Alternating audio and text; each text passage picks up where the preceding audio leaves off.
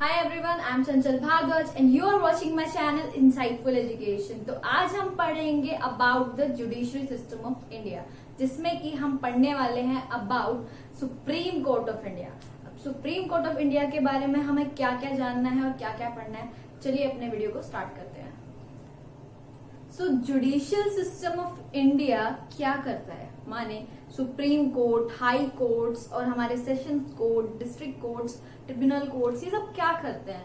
ये क्या करते हैं? ये सबसे पहले आपको जस्टिस प्रोवाइड करते हैं, झगड़े सुलझाते हैं, डिस्प्यूट सॉल्व करने का जितने भी मैटर आते हैं वो इनके पास आते हैं। ठीक है, चाहे वो सिविल कोर्ट्स हो, चाहे वो डिस्ट्रिक्ट कोर्ट्स हो, चाहे वो हाई कोर्ट्स हो, चाहे वो सुप्रीम कोर्ट्स हो। तो जितने भी टाइप के हमारे कोर्ट्स होते हैं सब के सब एक काम जरूर करते हैं, डिस्प्यूट सॉल्व करने का एंड प्रोवाइड जस्टिस। तो जितने भी सुप्रीम कोर्ट हो, चाहे कितने भी सारे कोर्ट्स होंगे, ये दो काम जरूर करेंगे। बाकी सुप्रीम कोर्ट ऑफ इंडिया के पास कुछ एक्सेप्शनल पावर्स हैं, कुछ एक्सेप्शनल उनके ज्यूरिसडिक्शन है, माने उनके कार्य क्षेत्र हैं, जो हम पढ़ेंगे अभी अपने वीडियो में।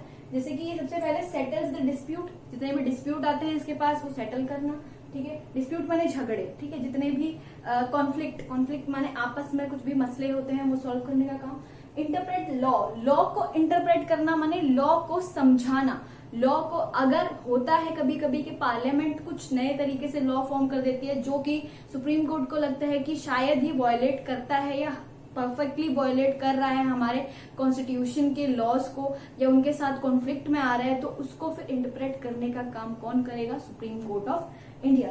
Then protects fundamental rights. देखिए, हमारे सुप्रीम कोर्ट के पास ही नहीं, ये हाई कोर्ट के पास भी हमारे पावर्स होती हैं एक फंडामेंटल राइट को प्रोटेक्ट कर सके। लेकिन जो रिट्स होती हैं फंडामेंटल राइट्स को प्रोटेक्ट करने के लिए या फिर किसी भी अपने कार्य क्षेत्र को बढ़ाने के लिए, वो सिर्फ सुप्रीम कोर्ट ऑफ इंडिया के पास होती है। उसमें से कुछ रिट्स हाई कोर्ट्स यूज करते हैं बट सारी नहीं। बट अभी सिर्फ हमें सुप्रीम कोर्ट ऑफ इंडिया पे ध्यान देना है। Then act as a guardian of the constitution. देखिए, मैंने पहले ही बताया ये कॉन्स्टिट्यूशन के गार्जियन की तरह काम करेगा। कॉन्स्टिट्यूशन के गार्जियन मीन्स कॉन्स्टिट्यूशन क्या बताना चाहता है, कॉन्स्टिट्यूशन को कोई लॉ को कोई वायलेट ना करे, चाहे वो एग्जीक्यूटिव हो चाहे वो पार्लियामेंट हो, उन दोनों में कॉन्फ्लिक्ट आए, अगर कॉन्स्टिट्यूशन के लॉज को वायलेट करने का काम आता है तो जब हमारा सुप्रीम कोर्ट वहां एंटर करता है, डिस्प्यूट सॉल्व करता है और एक कॉन्स्टिट्यूशन के गार्जियन की तरह काम करता है। माने कोई भी लॉ अगर सुप्रीम कोर्ट को लगता है कि कॉन्स्टिट्यूशन में वायलेट हो रहा है थ्रू द पार्लियामेंट और through the proceeding of executive, तब वो क्या करती है? उस लॉ को नल एंड वॉइड डिक्लेयर करती है। जैसे इसीलिए इसको बोला गया है guardian of the constitution, constitution के गार्डियन की तरह काम करेगा। Then India has a single unified integrated judicial system. बहुत ही इंपॉर्टेंट चीज है जिसको हम डिटेल में भी पढ़ेंगे। फर्स्ट समझिए कि एक सिंगल यूनिफाइड जुडिशरी है। सिंगल यूनिफाइड माने, देखिए मैंने आपको चीज बताई थी जब हमने फेडरल सिस्टम के बारे में पढ़ा था कि एक होता है यूनिफाइड सिस्टम, यूनिटरी गवर्नमेंट, ठीक है, एक होता है फेडरल गवर्नमेंट। ठीक है, तो यूनिटरी में क्या होता है? एक सिंगल लेवल ऑफ, मतलब एक हायरार्किकल सिस्टम होता है कि एक के नीचे एक के नीचे एक, ऐसा हायरार्की होती है। ठीक है, जो मेंटेन करता है पूरे लॉ एंड ऑर्डर को। ठीक है, वैसे ही अगर हमारा डिस्ट्रीब्यूटिव सिस्टम है, माने कई सारे सुप्रीम कोर्ट हैं जो हैंडल कर रहे हैं अलग अलग हाई कोर्ट्स को, तब हम बोलेंगे वो हमारा एक फेडरल फॉर्म हो गया, लेकिन डिस्ट्रीब्यूटिव फॉर्म हो गया। लेकिन यहाँ पर single unified integrated judicial system है, माने supreme court is the highest authority, उसके ऊपर और कुछ नहीं है। माने सुप्रीम कोर्ट ऑफ इंडिया, उसके ऊपर सब कॉन्स्टिट्यूशन रहता है और उसके बाद जो जुडिशरी में हाईएस्ट अथॉरिटी है वो सुप्रीम कोर्ट ऑफ इंडिया है। ठीक है, तो सुप्रीम कोर्ट ऑफ इंडिया एक सिंगल यूनिफाइड सिस्टम के अंदर है। क्यों? क्योंकि सिर्फ पूरे हमारे देश में एक ही सुप्रीम कोर्ट है जो कि दिल्ली में है, बाकी कहीं नहीं है।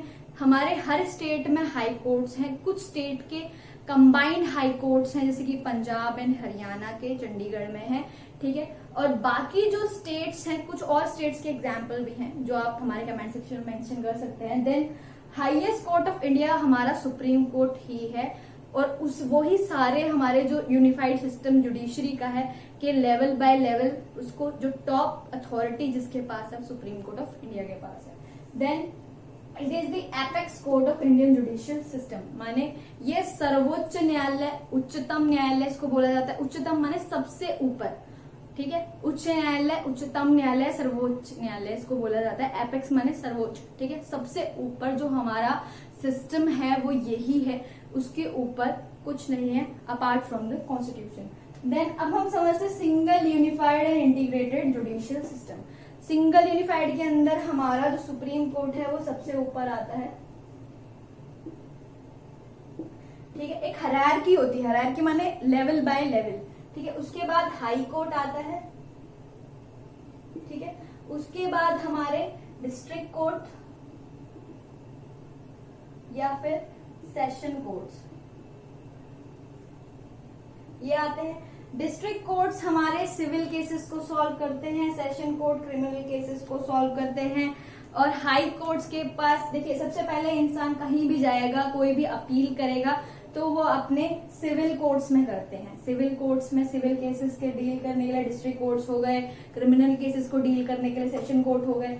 अगर उनकी सुनवाई यहाँ नहीं होती, ठीक है, उनको सेटिस्फेक्शन नहीं होती यहाँ के फैसले से, देन वो जा सकते हैं हाई कोर्ट में, ठीक है। और अगर हाई कोर्ट के फैसले से भी उनको सेटिस्फेक्शन, संतुष्टि नहीं होती, then they can go to supreme court. और सुप्रीम कोर्ट का जो ऑर्डर होता है वो बाइंडिंग है, सबको मानना ही पड़ेगा, उसके ऊपर कोई अथॉरिटी नहीं है। हाँ, एक अपीलेट जुरिडिक्शन होती है जो हम बाद में डिस्कस करेंगे कि अपीली क्षेत्राधिकार जो होते हैं सुप्रीम कोर्ट के, कि अगर मान लीजिए यहाँ से ना जाकर कोई सुप्रीम कोर्ट चाहता है कि कोई केस को अपने अंडर ले ले, या कोई अपील आती है उसके पास तो वो अपने पास रख सकता है, तो ये सब हो सकता है। लेकिन ये प्रोसीजर यहाँ से यहाँ तक ही जाएगा। कुछ केसेस में डायरेक्ट सुप्रीम कोर्ट के पास जा सकते हैं, कुछ केसेस में हाई कोर्ट से सुप्रीम कोर्ट डायरेक्ट ट्रांसफर हो सकते हैं, ठीक है, कुछ केसेस होते हैं।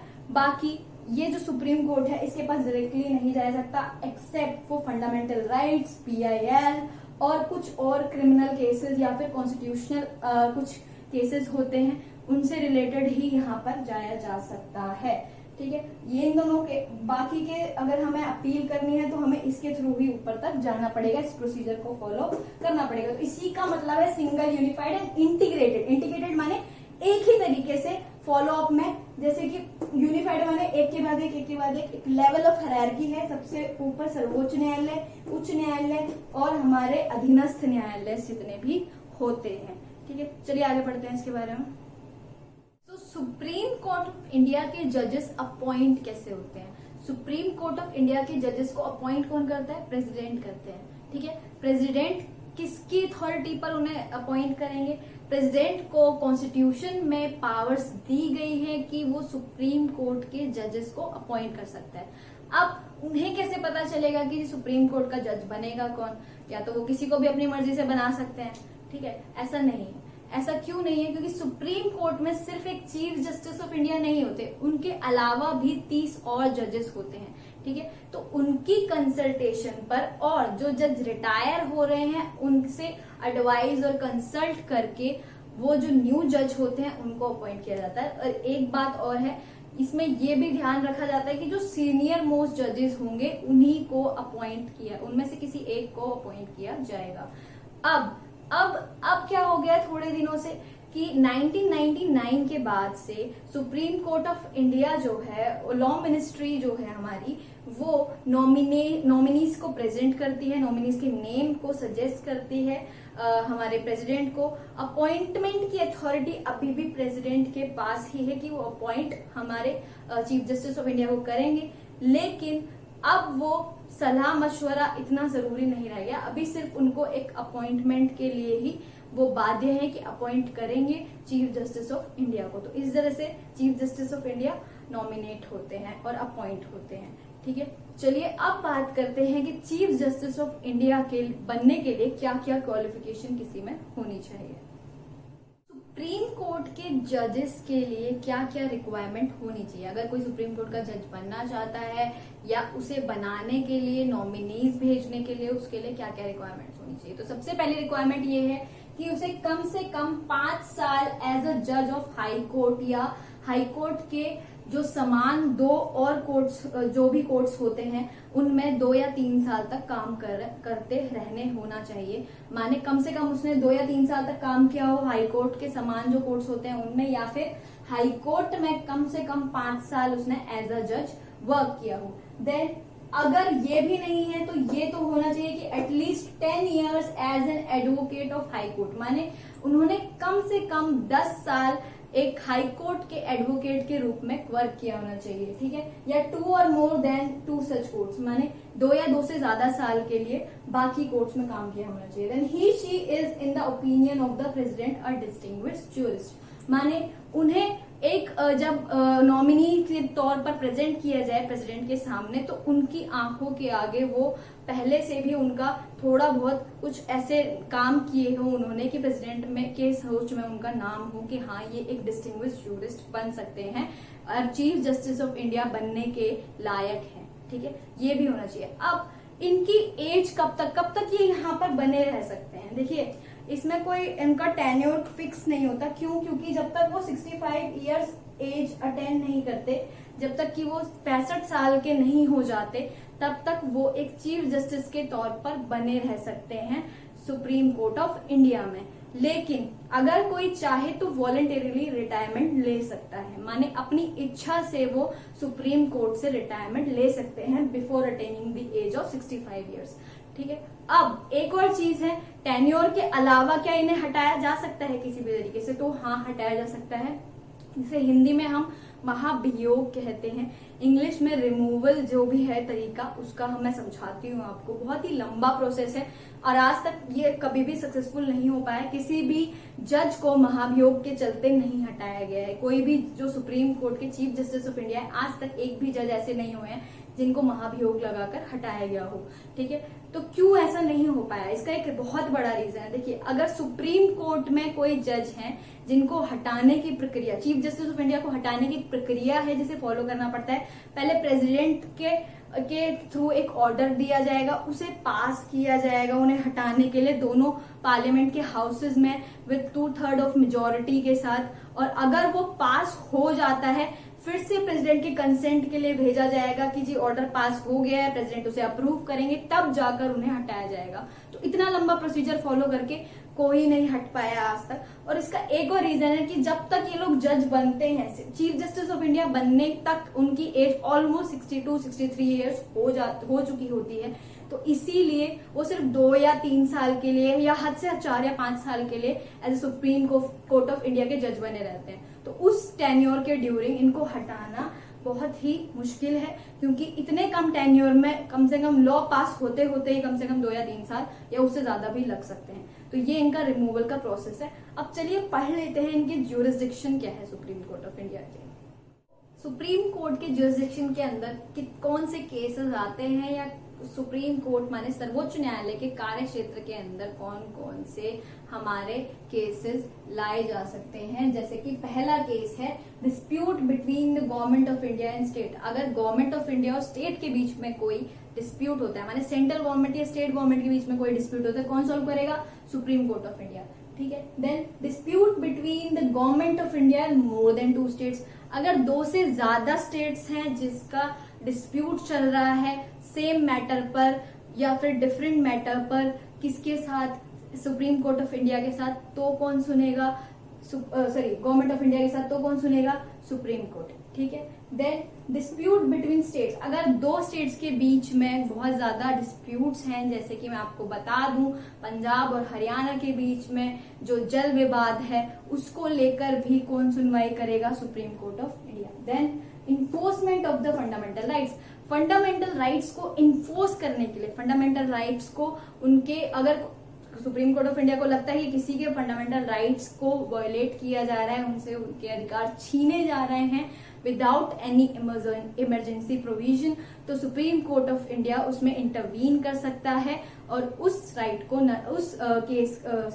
उस जो भी बिल को या फिर उस लॉ को नल एंड वॉइड डिक्लेयर कर सकता है। Then cases under PIL. PIL होता है public interest litigation. Public interest litigation कब फाइल की जाती है ये अब हम पढ़ेंगे। तो उसके अंदर जो भी केस आते हैं उसको कौन सॉल्व करेगा? हमारा सुप्रीम कोर्ट ऑफ इंडिया। ये सब केसेस के अलावा और कुछ केसेस होते हैं जिनको हम बोलते हैं अपीलेट जुरिस्डिक्शन, माने जितने भी अपीली क्षेत्राधिकार होते हैं वो सुप्रीम कोर्ट के पास होते हैं। जैसे कि पहला जो अपीलेट जुरिस्डिक्शन होता है वो ये कि अगर हाई कोर्ट में से कोई अपील सुप्रीम कोर्ट के पास जाती है, जैसे कि मान लीजिए किसी को हाई कोर्ट का फैसला पसंद नहीं आया या फिर हाई कोर्ट में किसी को फांसी की सजा सुनाई गई है, तो वो जाकर उस फैसले के खिलाफ सुप्रीम कोर्ट में अर्जी दे सकता है। बट उसके लिए एक क्राइटेरिया भी फॉलो करना होता है कि सुप्रीम हाई कोर्ट जो होगा उसको फिटनेस सर्टिफिकेट देगा। फिटनेस सर्टिफिकेट ये नहीं जो हम मेडिकल बनवाते हैं डॉक्टर से, फिटनेस सर्टिफिकेट वो कि जब कोई हाई कोर्ट से सुप्रीम कोर्ट में जाता है केस को लेके, तो पहले हाई कोर्ट उसे डिक्लेयर करेगा कि ये जो केस है वो फिट है सुप्रीम कोर्ट ले जाने के लिए, तब जाके वो केस कहाँ जाता है, सुप्रीम कोर्ट ऑफ इंडिया में। अब कुछ case directly supreme court of India के पास जा सकते हैं, जैसे कि जो हम बात करेंगे अभी अपीलेट जुरिस्डिक्शन में, कि जो पहला केस हो गया, जैसे कुछ सिविल केसेस हो गए, मैरिज के, प्रॉपर्टी रिलेटेड, कुछ भी ऐसे केसेस हो गए जिसमें कि सुप्रीम कोर्ट ऑफ इंडिया को लगता है कि वो जो केसेस होने चाहिए सुप्रीम कोर्ट के पास होने चाहिए, क्योंकि वो भारत के लिए एक एग्जाम्पल सेट कर सकते हैं, तो वो सुप्रीम कोर्ट अपने क्षेत्राधिकार में मंगा लेता है सबॉर्डिनेट कोर्ट्स के थ्रू, माने वो वहां से केस ट्रांसफर अपने पास करवा लेते हैं। देन दूसरा क्या होगा, कोई भी ऐसे केसेस, क्रिमिनल केसेस जिसमें कि उनको लगता है कि थ्रू आउट द लॉ या ऑर्डर किसी के सामने एग्जाम्पल सेट किया जा सकता है क्रिमिनल केसेस में, या तो वो जिसको बोल सकते हैं माफी मांगने का अधिकार होता है, जैसे कि सुप्रीम कोर्ट से फांसी की सजा माफ कराने का अधिकार हो, या फिर प्रेसिडेंट के पास फांसी की सजा माफ कराने का अधिकार हो। ये सब चीजें जो भी माफी के अधिकार होते हैं उनके लिए वहां तक जा सकते हैं, सुप्रीम कोर्ट तक डायरेक्टली। लेकिन अगर ऐसा होता है कि सुप्रीम कोर्ट को लगता है कि कोई पर्टिकुलर लोकल क्रिमिनल केस किसी बड़े लेवल पर आपको एक एग्जाम्पल सेट करने के लिए मंगाना चाहिए अपने पास, अपने क्षेत्राधिकार में, तो सुप्रीम कोर्ट अपने पास वो केस मंगा सकता है। देन कुछ और केसेस भी होते हैं जिनको कॉन्स्टिट्यूशन के अंदर अगर कोई लॉ एंड ऑर्डर की छेड़छाड़ होती है, ठीक है, तब सुप्रीम कोर्ट उस केस को अपने पास मंगवा सकता है अपने सबॉर्डिनेट कोर्ट से। तो ये होते हैं अपीलेट जुरिस्डिक्शन। अब हम बात करेंगे सुप्रीम कोर्ट के फंडामेंटल राइट्स को सेव करने के लिए। तो फंडामेंटल राइट्स को सेव करने के लिए सुप्रीम कोर्ट के पास क्या होती है, रिट्स होती हैं, ठीक है। हमारे पास 6 रिट्स हैं, उन 6 रिट के बारे में हम एक शॉर्ट वीडियो अलग से बना देंगे, ठीक है। वो 6 रिट्स होती हैं, तो उनको हीबस कॉर्पस, क्यू वारंटो, ऐसे ही 4 और हैं, ठीक है। तो ये जो हमारी रिट्स हैं इनके थ्रू सुप्रीम कोर्ट के पास अधिकार होते हैं कि वो किसी के फंडामेंटल राइट्स को प्रूव कर सकती है, कि उनको बचा सकती है, किसी को लगता है उसके फंडामेंटल राइट्स छीने जा रहे हैं तो उनको सेव किया जा सकता है, ठीक है। अब होता है जुडिशियल रिव्यू का। जुडिशियल रिव्यू क्या होता है, जुडिशियल रिव्यू ये होता है जब सुप्रीम कोर्ट को लगता है कि पार्लियामेंट और एग्जीक्यूटिव कुछ छेड़छाड़ कर रही है किसी भी कॉन्स्टिट्यूशन के किसी भी लॉ के साथ, तो वो उसको constitutionally null and void declare कर सकता है, और उस पावर को बोला जाता है जुडिशियल रिव्यू। जैसे कि मैं आपको बता दूं, हमारा राइट टू प्रॉपर्टी जो कि 44th अमेंडमेंट में आया था, क्यों आया था, राइट टू हटाया गया था, क्यों हटाया गया था। हमारे पास पहले 7 राइट्स हुआ करते थे, लेकिन राइट टू प्रॉपर्टी किस चीज के बीच में आया, हमारी सरकार जो थी वो जमींदारी व्यवस्था को हटाना चाहती थी, और इसके खिलाफ किसी ने ये डाला कि मेरे पास राइट टू प्रॉपर्टी है तो जमींदारी व्यवस्था कैसे हट सकती है, मेरे पास जितनी प्रॉपर्टी हो सकती है मैं रख सकता हूँ। तो सरकार जो थी वो सामंतवाद को खत्म करने के लिए और सबके खेतों को, ये हमने पॉलिटिकल साइंस में भी पढ़ा है 12th की, कि सबके खेतों को चकबंदी किया गया था, तो उसके थ्रू माने जमीनें ली गई थी जमींदारों से, बड़े बड़े जमींदारों से, सरकार ने जब्त की थी। तो वो जो राइट था हमारा, राइट टू प्रॉपर्टी वायलेट हो रहा था, तब सुप्रीम कोर्ट को लगा कि ये जो जमींदारी सिस्टम है उसको हटना चाहिए और राइट टू प्रॉपर्टी को वहां से हटाना चाहिए। तो पार्लियामेंट ने वो हटाया था और 44th अमेंडमेंट में उसको फंडामेंटल राइट से हटा दिया गया था, ठीक है। 1978 में ये हुआ था। तो सुप्रीम कोर्ट ने उसको अप्रूव किया था। उस पर काफी बहस भी हुई थी सुप्रीम कोर्ट और पार्लियामेंट के बीच में, लेकिन फाइनली वो हटाया गया था 44th अमेंडमेंट में। ऐसे ही बहुत सारे केस हैं जिनको जुडिशियल रिव्यू के थ्रू वो आपस में जो सुप्रीम कोर्ट है और पार्लियामेंट है आपस में चेक कर सकते हैं कि कौन सा कॉन्स्टिट्यूशनल जो लॉ है कोई वायलेट नहीं हो रहा है, कुछ भी कॉन्स्टिट्यूशन के साथ छेड़छाड़ ना हो। तो उसका काम एज ए गार्डियन की तरह एक्ट करता है, क्योंकि ये सुप्रीम अथॉरिटी में है और कॉन्स्टिट्यूशन की किसी भी लॉ के साथ छेड़छाड़ ना की जाए, इसका काम किसके पास है? सुप्रीम कोर्ट ऑफ इंडिया के पास। अब पीआईएल की बात करते हैं। पीआईएल क्या है? देखिए, कुछ अधिकार क्षेत्र, पहले क्या होता था? पहले होता था कि डायरेक्टली हमारे पास जो इनजस्टिस हमारे साथ हुआ है हम वो जाकर अप्लाई करें, हम उसके खिलाफ जाकर अपील करें कोर्ट्स में। लेकिन अब ये नया प्रोविजन है, काफी टाइम से भारत में है, ठीक है। वो क्या है कि हमारे बिहाफ पर, माने हम अगर किसी को देखते हैं इनजस्टिस होते हुए उसके साथ, तो हम उसके लिए सुप्रीम कोर्ट में अपील कर सकते हैं, जिसे पब्लिक इंटरेस्ट लिटिगेशन कहा जाता है। इससे पुअर या इम्पोवरिश जितने भी लोग हैं उनको जस्टिस मिल सकता है। तो ये हमारा सुप्रीम कोर्ट ऑफ इंडिया की वीडियो थी। अगर आपको अच्छी लगी हो तो लाइक जरूर करें, कमेंट करें, और आपको किस नए टॉपिक पे वीडियो चाहिए, then we will make a video on that topic. Thank you so much for watching. Like, subscribe और शेयर जरूर करें।